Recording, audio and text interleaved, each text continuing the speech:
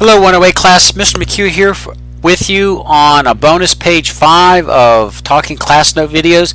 This is not in your class notes, but I decided it would be worthwhile to demonstrate example 6 on page 390 and how to graph it when it's not the parent graph. Okay. Usually in class here I kind of do this real quick, so I just wanted to make sure you guys are comfortable with this. Now, first thing you're going to do here is they say g of x. Don't let that mess with you. It's simply the y variable.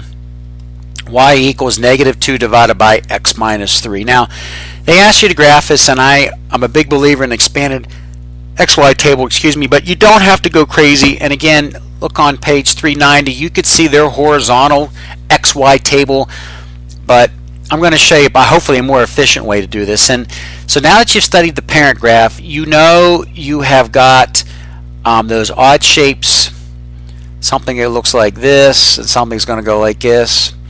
And for MyMathLab, you're just going to choose the correct graph. You don't have to actually make these, okay? So with that taken in mind, what you can do is look at the restrictions and ask yourself, what is x not allowed to equal? Okay, now over here, I took the denominator, x minus 3, I said it cannot equal 0. Add 3 to both sides of the equation, and I found out that x cannot equal 3. Okay, now that's part of the restrictions. They could ask you that on the homework, but the key thing is you're going to use that for your graphing. That's going to be your foundation point, and think of that as like your center point, where you know that x cannot be equal to 3, and you're going to have that asymptote line. Okay, now with that said, the secret to doing these problems, now let me just scoop my work down just a little bit here, is I really want you to study my expanded XY table.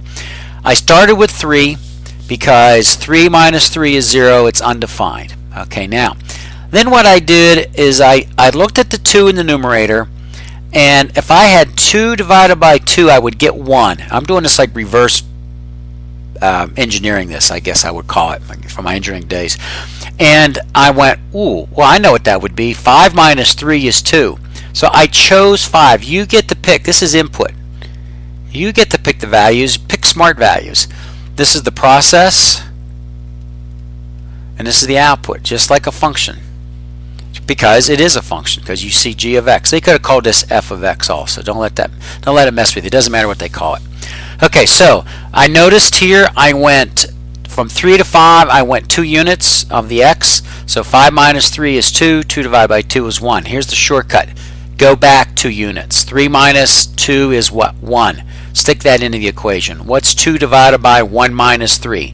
Okay, the answer is what? 2 divided by -2, which equals -1. Why are you picking these points?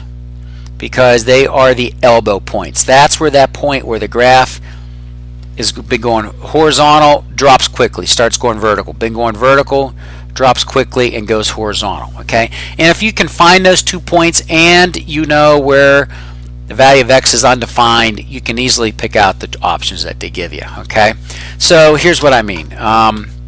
If I scroll down here now, I'm using all these tools here, and my graph didn't come out as great as I wanted to. So let me just explain what's going on here. So here in the black, you've got your y-axis, you've got your x-axis. Got units 1, 2, 3, 4, 5.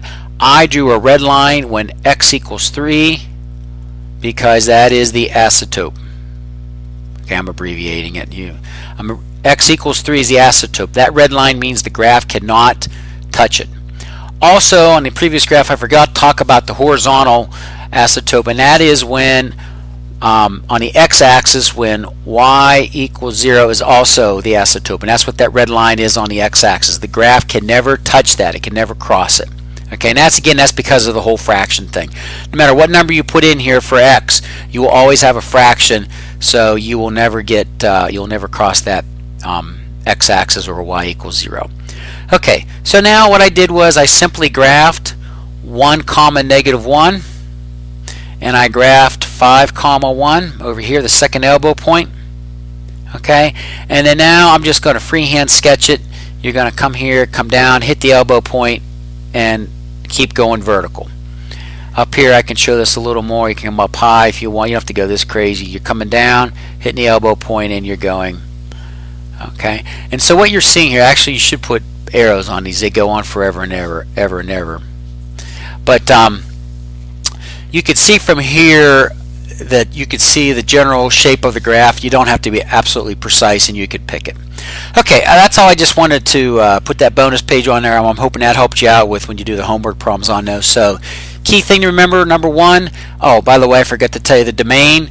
All of x such that x does not equal 3, that represents the vertical asymptote on the excuse me, that was the domain. I apologize. That's the domain. On the range, the book uses x. I think it should be y. Okay, so that's just my belief here. But for the y, for the range, well, it can be every value except for what? When y equals 0, and that's the horizontal asymptote. Okay, in case they ask you that. So okay, let's go back to the summary. Number one. Find the value of x that makes the denominator 0. That would be therefore undefined. You can't do. That is your vertical asymptote line.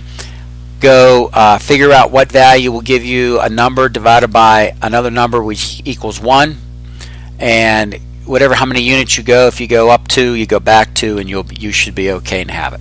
Okay, Mr. McHugh, I'm going to sign off. Good job, everybody. Kudos to your hard work here. We have finished section 7.4. So when I see in the next video, we will tackle 7.5, and we'll do some applications of rational expressions. Okay, goodbye, and I'll see you later.